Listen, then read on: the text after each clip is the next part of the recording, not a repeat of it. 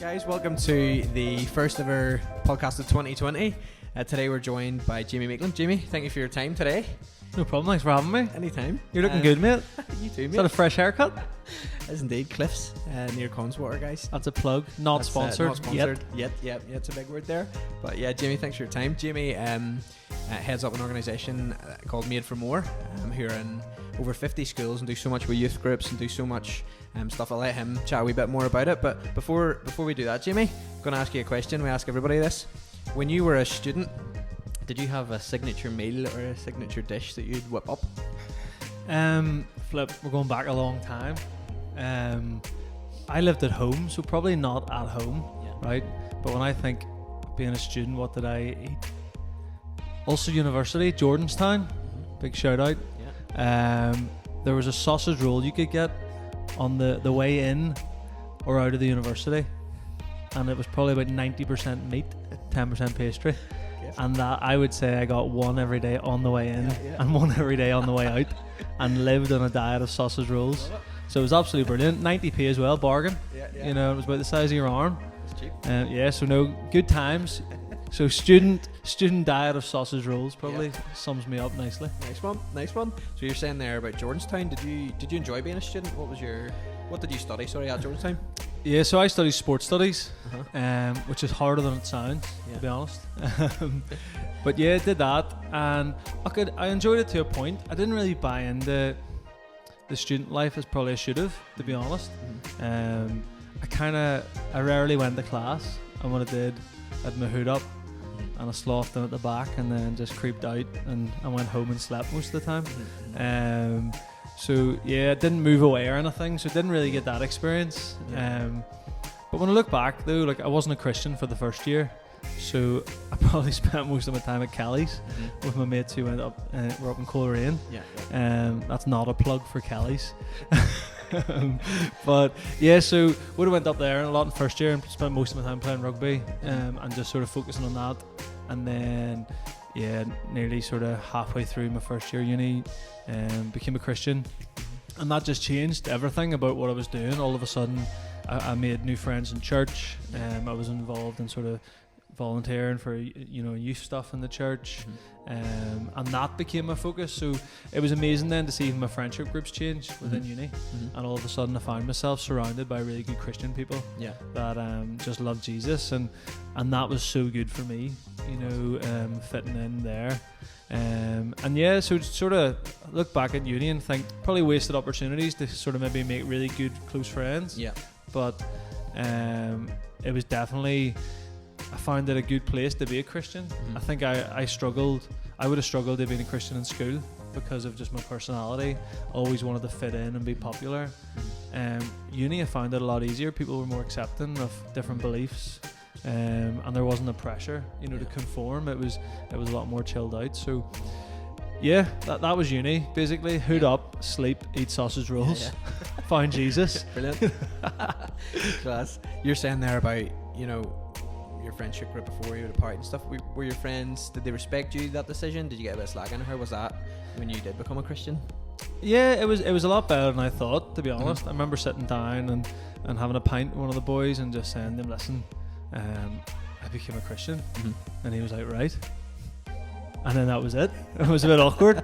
I didn't really know to go from there, but naturally we did drift apart, because they just continued the party lifestyle throughout university, and I just didn't have an interest in it anymore. And then you soon find that you didn't see them as much because of that, and that was okay. There was never a falling out. There was never like an issue. We just drifted apart. And I just made some good friends in church, and actually a friend of mine from school who I would have went up to and went to Kelly's with, he became a Christian almost at the same time as me. So and we're still best mates today. And then I met my now wife, the lovely Mrs. Meaklim, and she was just a massive help as well, because we were good friends, and then started going out and just went on that journey of faith together. And that definitely kept me on the straight and narrow faith wise, because it was someone I could ask proper questions to, and actually would just tell me off, and keep me on track, you know. Nice. So okay, it was interesting the transition, but I think in uni you naturally do that anyway, don't you? Mm-hmm. You kind of move away from your school friends, Yeah. you find new friends, and for me that was the perfect timing, and God's timing's always perfect because I surrounded myself with good Christians. Yeah. So yeah, it was good. Nice. And then after Jordanstown, what was your journey after Jordanstown, finishing sports science? What was next for you after that? So the dream initially was to join the RAF, right? So I had it all mapped out, you know. This is pre-Jesus, so I was basically going to join the RAF, become an officer, join the rugby team, and then travel the world and play rugby. Mm-hmm. So that's what I thought anyway.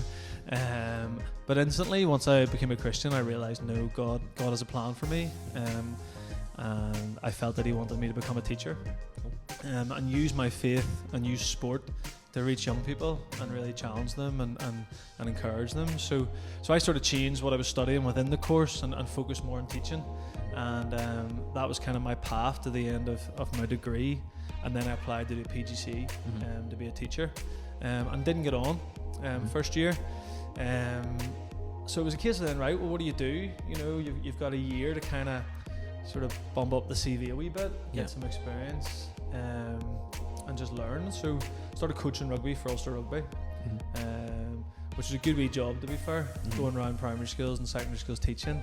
If it rains, primary schools don't go outside. Okay.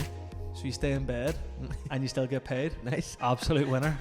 And it rains a lot. Love it. Also, they don't like going out in the cold as well. So you're in the winter months, you were laughing like. Brilliant.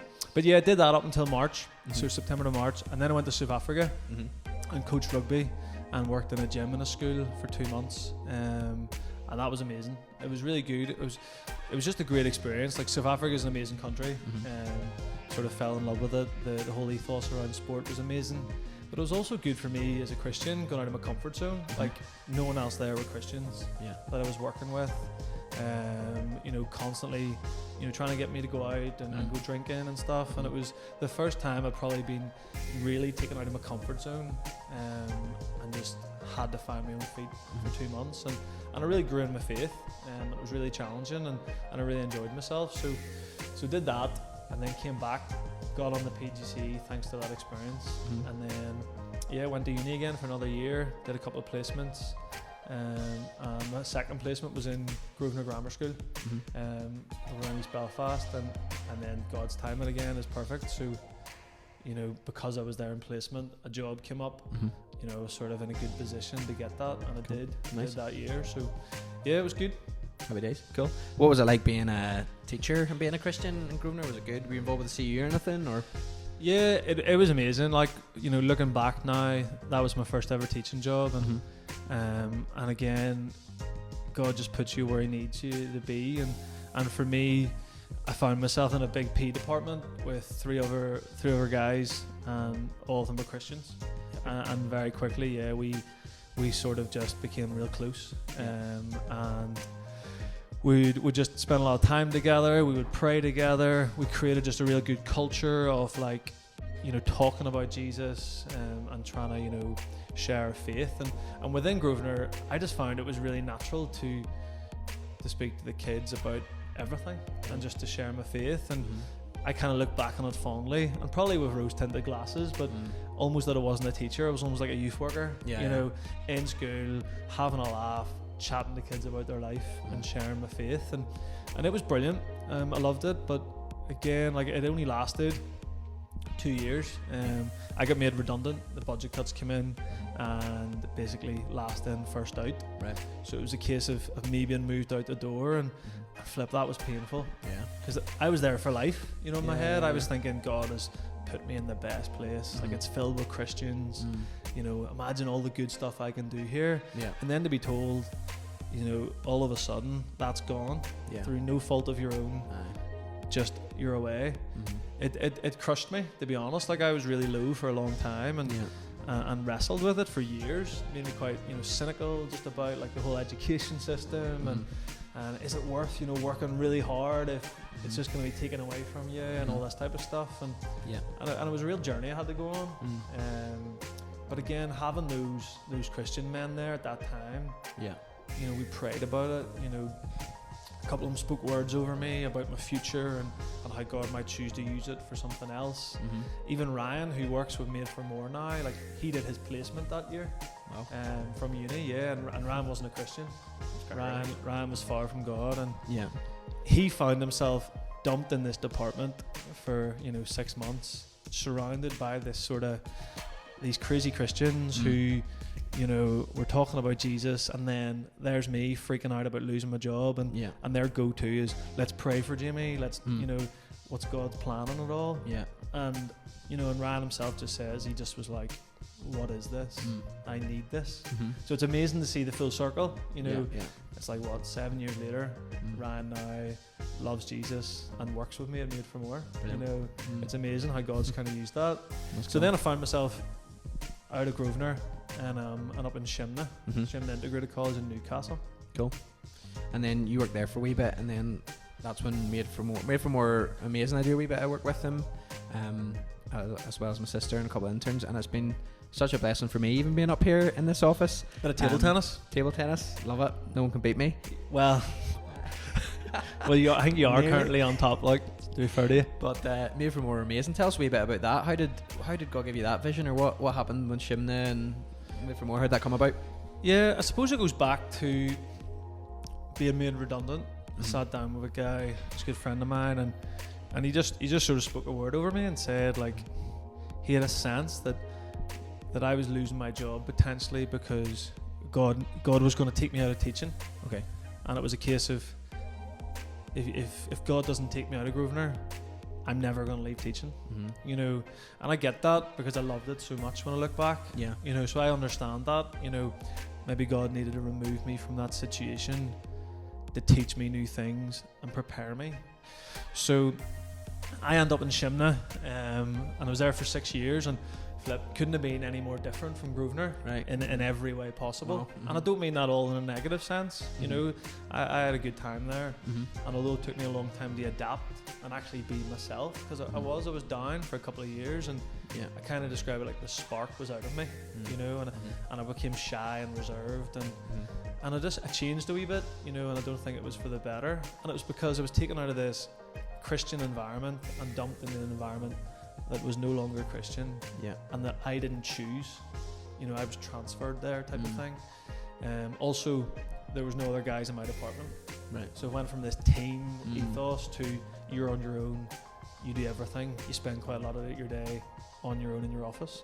So it was difficult, but again, God uses it, and He just started to shape me, and after a period of time, I was kind of thinking, okay, God, like, what do you want from me here? How can you use me? And I just started to work hard, just trying to really build something, when I was there, and then over a period of time, I felt God asking me to step out in faith and leave teaching and go into something else, something maybe church work or some sort of ministry. And I remember the time thinking, okay, God, like, I'm willing to do that. It was a change of posture. There was definitely just in this sort of spiritual sense of me saying, God, I'm 100% in. Like, wherever you want me to go, I will leave teaching, and I will do that. And I kind of feel that my posture towards it completely changed, and that was brilliant in one sense. And I was ready. You know what I mean? Now I'm ready to go, right? So what's happening? Where's the jobs at? Let's go. And then God just said, wait. Okay. I want you to wait. And it was a case of God was telling me, be prepared for what's coming. Whereas I was thinking, oh, let's do it now. You know what I mean? And but then during the waiting, like, a waiting season is never a wasted season. God equips you and He molds you. So for me then, as I'm waiting, I feel myself going, right, who knows how long you're going to be here? Could be weeks, could be months. Turned out to be 2 years. But it was like, what can I do? So we started a prayer group with a load of teachers. There's like 5 of us were Christians. So we started praying for the kids. And that way you learn more about maybe what's going on with some of them, because teachers are sharing stories. You're praying for them. All of a sudden you care about them more. We started up a wee SU, me and one of the other teachers, and we had like 5 kids would come. Sometimes 1 kid would come. But again, you would just love them and try and just teach them truth. And again, that changes you. And then I just thought, well, became head of department and learning for life and work. started to bring Christian organisations in to try and reach more people. And then I got involved in pastoral care and mentoring. Just in the sense I was mentoring some young boys, trying to help them, you know, manage their timetable, stay out of trouble, reward them. But you start just learning more about them. You start learning, like, flip, these kids' lives they are tough, you know, and a lot of the kids in our school would have come from maybe broken homes. A lot of them had mental health issues. You hear lots of the kids chatting about, you know, they're drinking at the weekends, the parties they're going to, the drugs that they're taking. And it just started to really impact me, the culture that was there. It's everywhere. Yeah. It wasn't just this school, but it opened my eyes to just how deep it was. And I remember just thinking, like, God, what's the answer? What's the answer for these young people? And one day, like, I just remember this word identity. It just came so loud and so obvious to me that they have a lack of identity. The young people of Northern Ireland have a lack of identity. You know, who made them? Why are they here? What's the purpose of their life? How do they find hope? Where do they find joy? You know, what are they meant to do with their lives? You know, and they're all struggling with it. Like, even as students, you know, be people watching this that struggle with that. Absolutely, because the world is telling us one thing, but I think something deep down inside of us is telling us, no, that's not what you're made for. So now I'm in this place where I've got this posture of, right, God, where do you want me to go? I've got this word identity, and I'm kind of just sitting there what the flip do you do with it? And then just praying into it, getting frustrated at times, you know, properly getting annoyed at God. Pushing doors, thinking, there's a Christian job, I'll go for that. Doors closed, and you're thinking, what's going on here? And then one day I was in the gym, leg day, I think. Probably leg day. Do you train legs? Every day is leg day. No.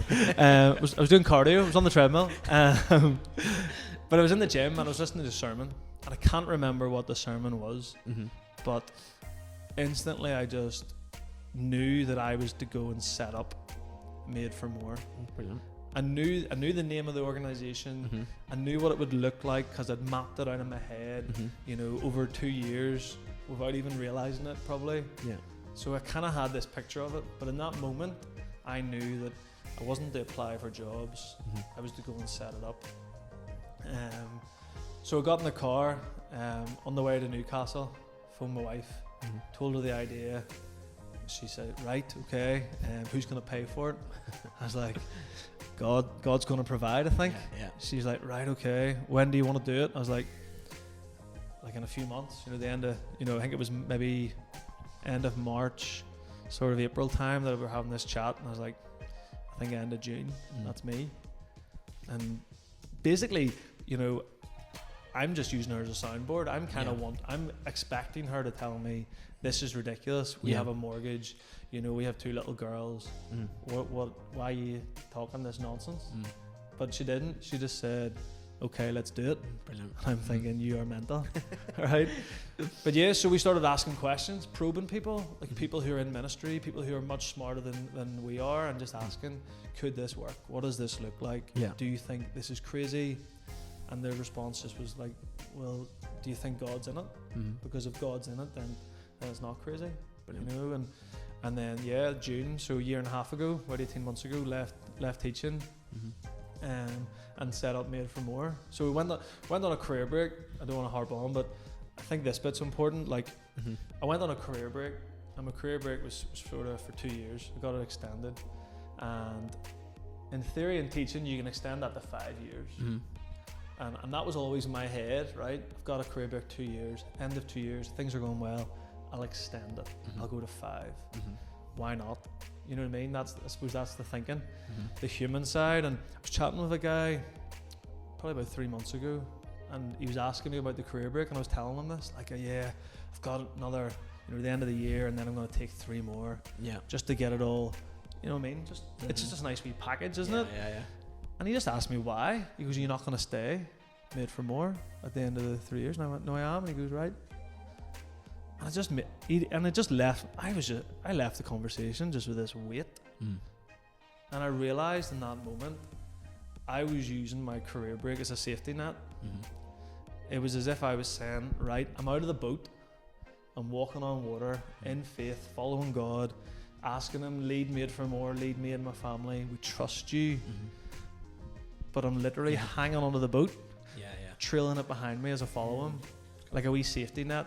So at the end of the career break, if I don't like what I see, I'll jump back in the teaching, you know. And I got home again, I chatted with my wife, we prayed about it, and right there and then it was like 9 o'clock at night, wrote the email to the principal, CC'd in the VP, so there was no taking it back, and just said, like, I don't need the career break, thank you, appreciate everything you've done for me, but I'm not coming back because God has a plan for me and Made For More. So yeah, and then Made For More has been going since then, really. Amazing.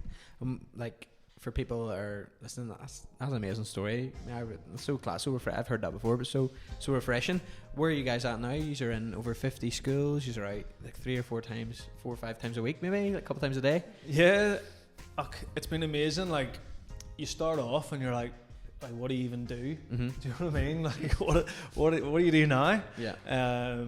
You know, you've got a name of an organisation, you got an Instagram, and then you kind of feel like, now what? And I got good advice about setting up a board of directors, people who are much smarter than you, that can do things you can't do, and that's what I did. So Made For More, we have a board of directors that are in charge. I'm not interested in building my own wee kingdom, so they employ me now. They're my bosses. I have no control over Made For More, and that's the way I want it, because it's God's, you know. So we set that up. We then just started letting people know that, listen, we're here. We love to teach the Bible on identity. We love to talk about culture and how it shapes us. And we also want to go into schools and talk about the big issues that are impacting our young people and stealing their identity. So mental health, self-esteem, drugs and alcohol. So we sort of create Made For More and what it does, and just started to let people know about it. And it's been crazy. Like, we just have been flat out over the last 18 months. You know, we're having to say no to things all the time. Last year was me and a few part-time interns. I worked at a desk in the church beside you. You had a big desk with a window. Yeah. I was under the stairs with a wee tiny desk. Harry Potter. And yeah, I was Harry Potter basically. And now, like, you know, a year later, we're in this office. You know, we've got 3 full-time interns. We've got you and Kirby, you know, doing part-time stuff. Ryan's now employed full-time. This year alone, like since September, we've spoke to nearly 11,000 people. We're probably doing 40 to 45 workshops or talks every month.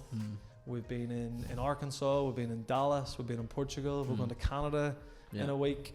It's just crazy. It's amazing, But you know what? Like, it's nothing to do with me. Yeah. And I really do mean that. Like, God opens the doors. God provides all these different opportunities. And literally every week, He is blowing us away with a new story, a new opportunity. And financially, like, we don't have a lot of money, but we have enough as an organisation that we can continue to grow and continue to trust Him. And that's what God does. Like, He provides what you need. You know, it's like the manna from heaven. You know, here's enough for you every day. You know what I mean? Don't take more. Don't get greedy. Enough every day, and then we wake up and we go again. And it's been amazing to see, and it's changed who I am in terms of my faith, because I wasn't like that before. Yeah, I love a budget, a savings account. Do you know what I mean? And now to just have to really pray and trust God for every penny that comes into my account, never mind Made For More's, has really been a privilege. That's so encouraging. Well, kind of heading towards the end, two more questions. One really quick one. How can people listening find out more about Made For More, and how could we be praying for you as an organisation? Yeah, so a third of what we do is on social media. Like, we do schools work, we do church stuff, and then we do social media, and we do it really intentionally. It's where young people are at. It's where the students are at. You know what I mean? We spend most of our time there. It's not great for us, let's be honest. A lot of what we're looking at out there on our feeds actually leaves us feeling quite negative and quite insecure. So our heart is to redeem Instagram. We want to put out just Jesus-focused content, gospel content that we can drip feed into people's lives every day. And so we share videos, we share posts of what we're up to. So if you're on social media, you can check that out. You can give us a follow. It's Made For More N.I. And we've got a website which kind of is similar, you know, just shares a bit more about who we are. So that's where you can find us. In terms of what you can pray for, just pray that God continues to use us. Like, you know, we're still trying to navigate things. We're still trying to find our feet. You know, if you go into the majority of churches and schools across this country and ask them about Made For More, they have no idea who we are. Like, and that's a good thing. That's more people to reach. But we are just scratching the surface here. So pray that God keeps opening doors, that He keeps giving us opportunities, that we continue to listen to Him and take the right opportunities. Pray for God's financial provision, you know, that we continue to get more people willing to give monthly, that we get people willing to give, you know, big chunks of money, whatever it might be, because we want to employ 2 more people before September, so we can double what we do again. And just pray for God's protection, because ultimately if we're glorifying God, the enemy's going to hate that, so he's going to try and stop us. So let's just pray against that as well.